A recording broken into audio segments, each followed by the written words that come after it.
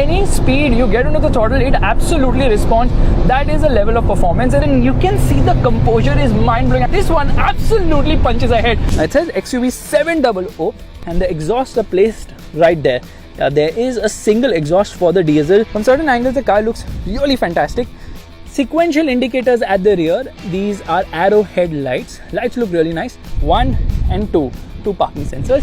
Sort of a reflector treatment there. It's a 7-seater, but it's better off as a 5-seater with some luggage. So we're going to be trying automatic emergency braking. We're going to be driving at a speed of 20 kilometers per hour. There's a pedestrian who's already ahead, and I'm just going to leave the accelerator pedal right now and see if it's going to apply brakes on its own. It should apply it very aggressively. Okay, here we go. Yeah, that's how it's done.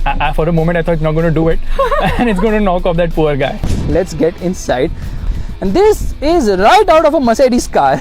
Okay, you get 3 settings. You can save up to 3 people's settings, actually memory function, and 6-way adjustable seat as well. But this is so much like a Mercedes.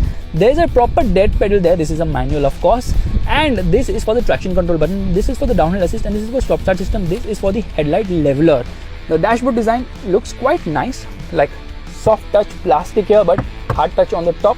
Really hard plastics lower down, like a lot of hard plastics almost everywhere. Meanwhile, let's open the massive roof. Now they call it the sky roof, and they claim it to be the biggest in the segment, which they are right. It is the longest in the segment, but not the widest. I think the Safari sunroof is slightly wider, and there's a cup holder right there. Speaker placement, so you can count. Okay, there's only one speaker here, and AC vents also placed right there. I was expecting an electric tailgate, because when I reviewed the XUV500 facelift, I'm like, Mahindra is adding so many features. An electric tailgate is something which is definitely going to come. Here is where you fill the fuel of the vehicle. This is for the AdBlue, of course. Door pockets are actually big enough, and it tells you the bottle has to be put here. Gloss black finishing on the doors, and sort of a wood treatment as well. So they've used a lot of colors to just, give it a different kind of an appearance. Okay, now here it's a one finger operation to tumble the seat. Recline angle is definitely very nice here. AC vents are only in the center, none on the side, none on the top as well. Meanwhile, you see gloss black finishing. The seats look nice. This treatment on the seat also is fantastic. 3 people can be a tough fit. Mahindra knows that. That's the reason center passenger does not get a head, doesn't get an adjustable headrest.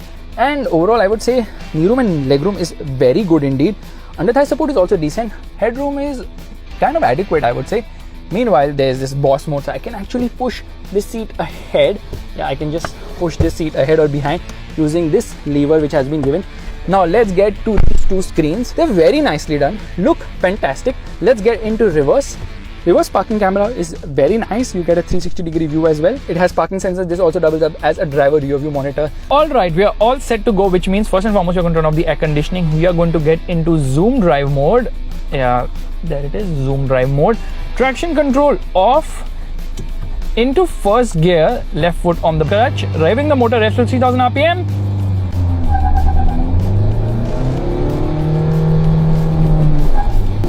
That's 100. Now we are at the high speed track. Into first gear, revving the motor, revs to 3000 RPM. You know what?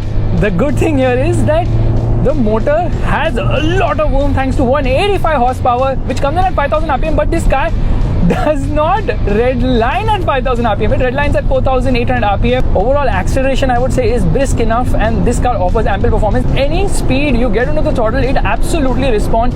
That is a level of performance, and the gearbox is something which could have been so much more smoother, so much more refined. The price difference between petrol and diesel is just rupees 50,000, which is actually nothing, but that difference will increase obviously because that's the less powerful diesel engine on offer. I'm sure you guys like the ADAS on this car, although I'm not too sure how it's going to work in the Indian environment.